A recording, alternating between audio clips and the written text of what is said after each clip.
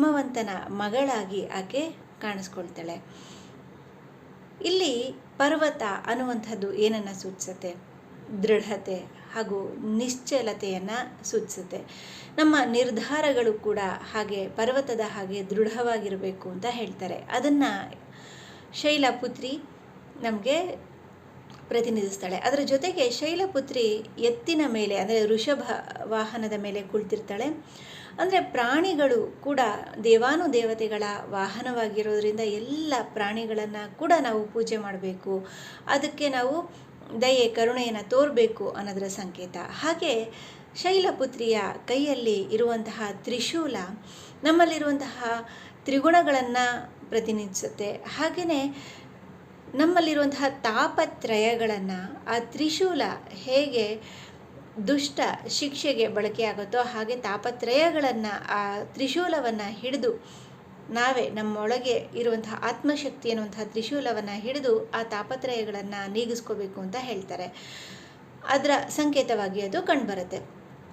ಇಲ್ಲಿ ತಾಪತ್ರಯಗಳು ಅಂದಾಗ ನಮಗೆಲ್ರಿಗೂ ಗೊತ್ತಿರೋ ಹಾಗೆ ಆದಿ ಭೌತಿಕ, ಆದಿ ದೈವಿಕ ಹಾಗೂ ಆಧ್ಯಾತ್ಮಿಕ, ಈ ಮೂರು ತ್ರಯ ಅಂದಾಗ ಮೂರು.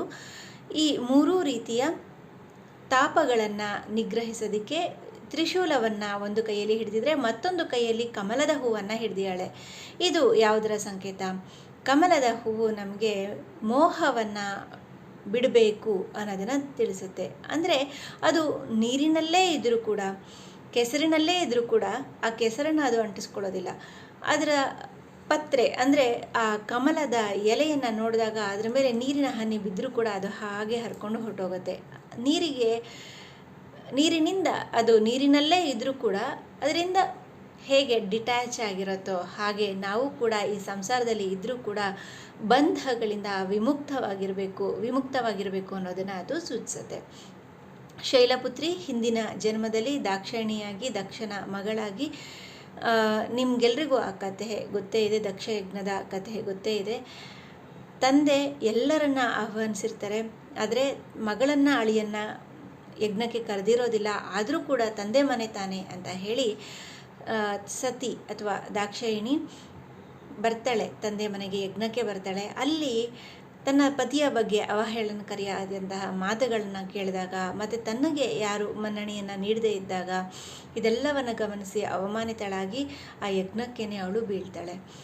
ಈ ಕಥೆ ಎಲ್ರಿಗೂ ಗೊತ್ತೇ ಇದೆ. ಮುಂದಿನ ಒಂದು ಜನ್ಮದಲ್ಲಿ ಆಕೆ ಶೈಲಪುತ್ರಿಯಾಗಿ ಜನಿಸ್ತಾಳೆ.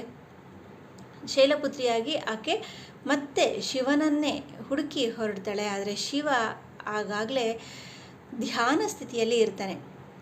ಧ್ಯಾನ ಸ್ಥಿತಿಯಲ್ಲಿದ್ದಂತಹ ಶಿವನನ್ನು ಹೇಗೆ ಮೆಚ್ಚಿಸಿ ಮದುವೆ ಆಗೋದು?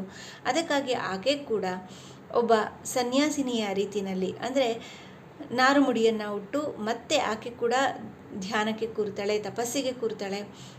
ಘೋರವಾದಂತಹ ತಪಸ್ಸನ್ನು ಮಾಡಿ ಶಿವನನ್ನು ಒಲಿಸ್ಕೊಳ್ತಾಳೆ, ಮೆಚ್ಚಿಸ್ಕೊಳ್ತಾಳೆ.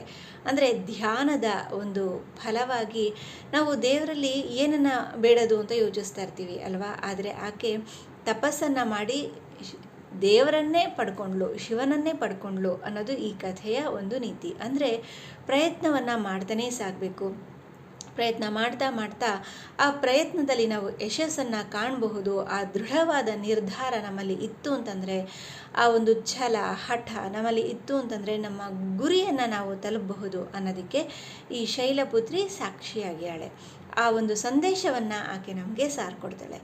ಇದನ್ನು ನಾವು ಮನಸ್ಸಿನಲ್ಲಿ ಇಟ್ಕೊಂಡು ನವರಾತ್ರಿಯ ಮೊದಲ ದಿನವಾದ ಇಂದು ತಾಯಿ ಶೈಲಪುತ್ರಿಗೆ ನಾವು ನಮಸ್ಕಾರವನ್ನು ಸಲ್ಲಿಸ್ತಾ ಆಕೆಯ ಆಶೀರ್ವಾದವನ್ನು ಬೇಡ್ತಾ ನಮ್ಮ ಈ ನವರಾತ್ರಿಯ 9 ದಿನ ಆಕೆಯ ಬೇರೆ ಬೇರೆ ಅವತಾರಗಳ ಬಗ್ಗೆ ತಿಳ್ಕೊಳ್ತಾ ಸಾಗೋಣ.